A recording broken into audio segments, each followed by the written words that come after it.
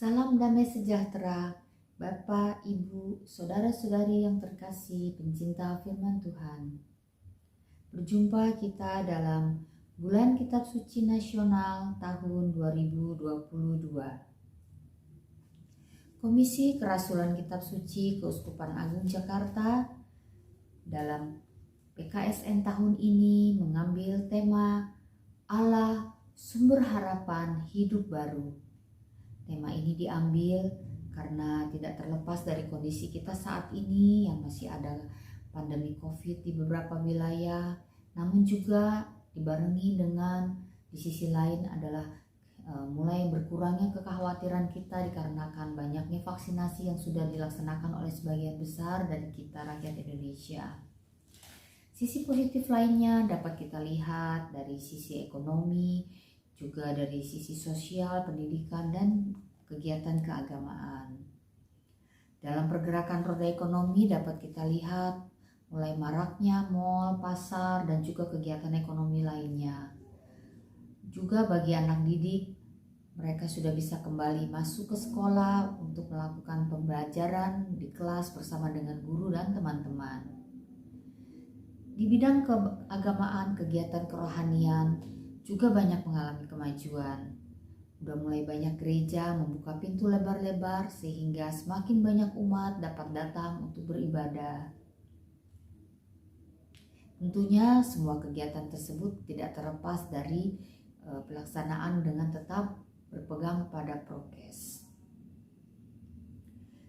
Perkembangan positif ini tentunya menimbulkan semangat yang baru dalam diri kita semua. Semangat bahwa akan ada harapan cerah, harapan akan hidup baru yang lebih baik, yang bagi kita umat beriman tentunya semua itu bersumber kepada Allah. Pertemuan BKSN 2022 ini terbagi dalam 4 pertemuan dengan subtema masing-masing. Bacaan-bacaan perikopnya diambil dari kitab Nabi Amos dan Nabi Hosea, yaitu nabi kecil, 2 di antara 12 nabi kecil bangsa Israel.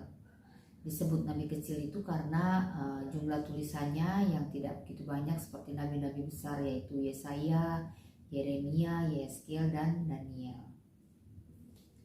Baiklah Bapak, Ibu, saudara-saudari yang terkasih, izinkan saya Maria Katarina Juning Gunawan, umat dari lingkungan Santa Teresa wilayah 8 Paroki Ciputat Santo Nikodemus, ingin membawakan refleksi dan perenungan saya dalam pertemuan pertama BKSN 2022 dengan subtema Allah Sumber Harapan untuk Menangkis Mentalitas Keagamaan Palsu. Selama masa pandemi COVID-19, saya dan mungkin juga sebagian dari kita pasti merasa dimudahkan dan sudah mulai merasa nyaman dengan merayakan Ekaristi secara online. Namun dalam perjalanannya ada satu titik di mana saya mulai merenung dan bertanya pada diri sendiri. Adakah saya benar-benar setia dan taat serta sungguh-sungguh mencari Tuhan di tengah perubahan tata cara dan juga sarana beribadah dari yang semula offline menjadi online? Ataukah saya hanya sekedar menjalankan formalitas keagamaan atau beribadah saya secara online, namun hati saya jauh dari Tuhan? Saya ingin mencoba menilai juga bagaimana praktek hidup keagamaan saya selama masa pandemi ini dengan mencari tahu apa yang Tuhan mau sampaikan pada saya melalui bacaan kitab suci pada pertemuan pertama BKSN 2022 ini, yaitu yang diambil dari kitab Nabi Amos bab 5 ayat 4 dan 6 yang berbunyi demikian. Sebab beginilah firman Tuhan kepada kaum Israel, carilah aku, maka kamu akan hidup. Janganlah kamu mencari Betel, janganlah pergi ke Gilgal, dan janganlah menyeberang ke Beersheba. Sebab Gilgal pasti masuk ke dalam pembuangan dan Betel akan lenyap. Carilah Tuhan, maka kamu akan hidup. Supaya jangan ia memasuki keturunan Yusuf bagaikan api yang memakannya habis dengan tidak ada yang memadamkan bagi Betel. Demikianlah sabda Tuhan. Nabi Amos yang Tuhan pakai untuk menyampaikan pesannya kepada bangsa Israel ini adalah seorang peternak domba dan juga pemetik buah ara yang tinggal di Tekoa dekat Bethlehem. Di ayat 4, Tuhan meminta kepada Nabi Amos untuk menyampaikan kepada bangsa Israel, "Carilah aku, maka kamu akan hidup." Pada masa itu, saat Nabi Amos berkarya, yaitu pada saat Raja Yerobeam II berkuasa di wilayah utara dan Raja Uzia berkuasa di wilayah selatan, umat Israel sedang dalam masa kejayaan atau kemakmuran. Tentunya dalam kondisi seperti ini, bangsa Israel itu mudah dan cenderung jatuh ke dalam pencobaan, berpaling dari Tuhan, melakukan hal-hal yang menyedihkan hati Tuhan, dengan beralih atau berpaling kepada ilah atau Allah lain. Banyak juga umat Israel yang pada masa itu tidak mencari Tuhan dalam arti yang sesungguhnya. Mereka hanya melakukan ritual keagamaan, datang ke tempat penyembahan atau persembahan kurban, namun mereka tidak mencari Tuhan yang sesungguhnya. Mereka tidak mencari Tuhan itu sendiri. Mereka juga tidak mencari tahu apa yang Tuhan inginkan, apa yang Tuhan kehendaki. Jadi pada saat itu bangsa Israel itu hanya beribadah sebagai formalitas, tanpa berusaha penuh untuk sungguh-sungguh hidup sesuai kehendak Tuhan. Tuhan meminta bangsa Israel untuk mencarinya. Carilah Tuhan, carilah aku.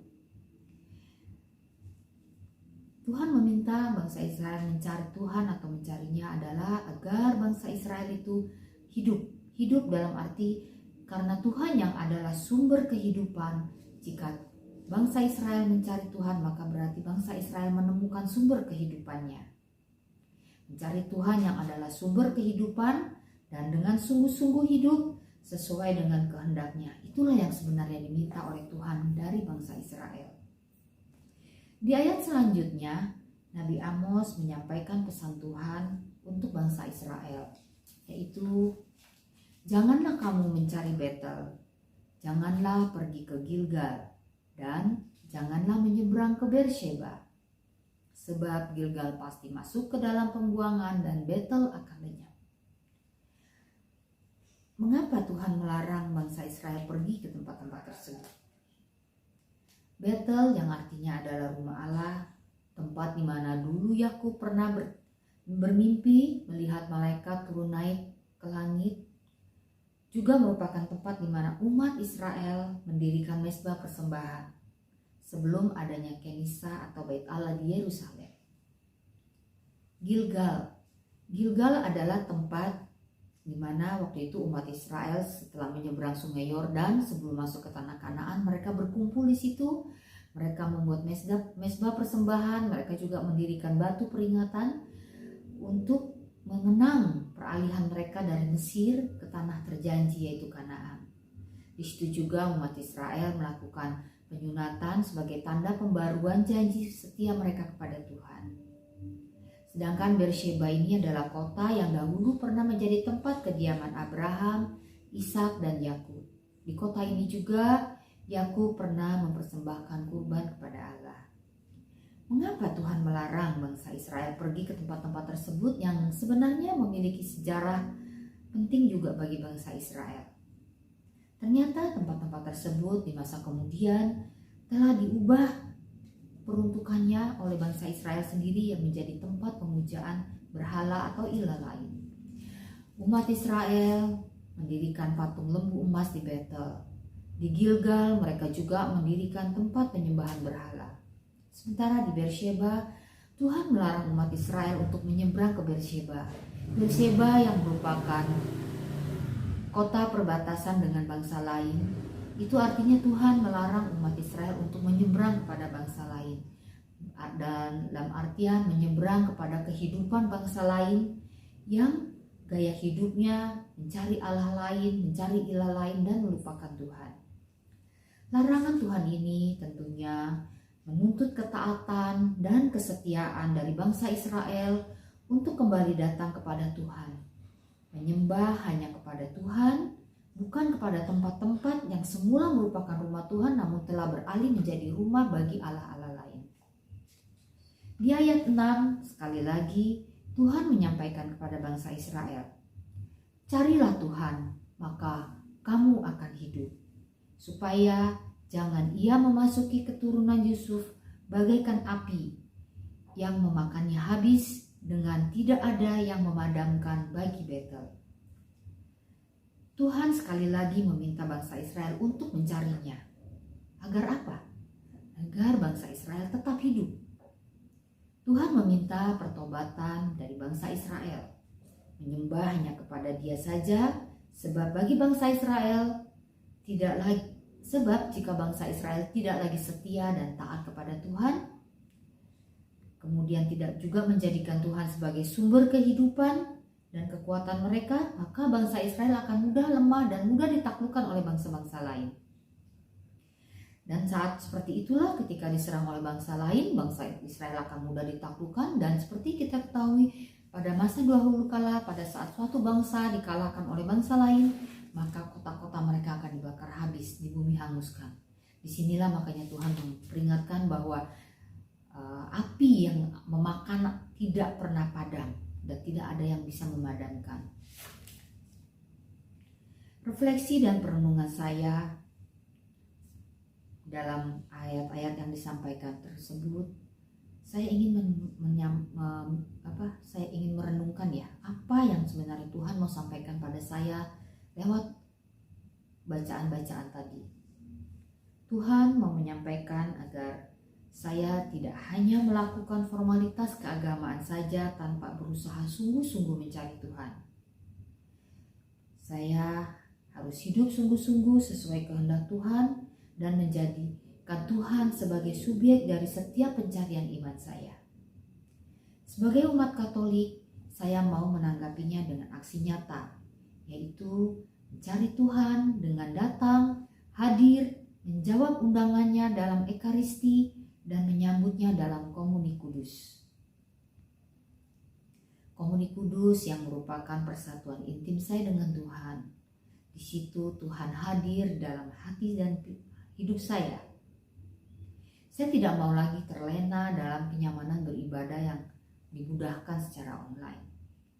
Tuhan juga mengharapkan kesetiaan dan ketaatan serta pertobatan saya. Dengan tidak lagi mencari ilah-ilah lain atau kenyamanan-kenyamanan lain beribadah, namun hanya memusatkan kehidupan saya pada Tuhan sang sumber kehidupan.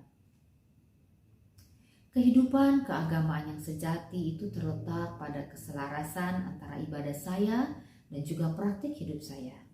Karena jika tidak demikian, maka saya akan memiliki mentalitas keagamaan palsu, yaitu tidak selarasnya antara ibadah saya dengan praktek hidup. Iman saya kepada Tuhan hanya dapat saya hidupi melalui perbuatan nyata. Dengan bersungguh-sungguh mencari Tuhan, menerimanya melalui Komuni Kudus, dan tidak lagi mencari kenyamanan-kenyamanan lain dalam beribadah, setia, taat, dan melakukan pertobatan, serta memiliki kehidupan yang selaras antara ibadah dan praktek hidup, disitulah maka kekuatan iman saya akan bertumbuh dan bertambah semakin kokoh, tidak mudah goyah. Sebab karena hanya Tuhan yang akan merajai hidup saya dan menjadi sumber serta pengharapan saya. Sumber pengharapan sehingga saya bisa menjalani kehidupan keagamaan saya yang sejati dengan menangkis mentalitas keagamaan palsu, di mana saya bisa menyelaraskan keduanya antara ibadah dan kehidupan nyata. Demikianlah refleksi dan renungan saya ini. Terima kasih. Salam damai sejahtera untuk kita semua. Tuhan memberkati.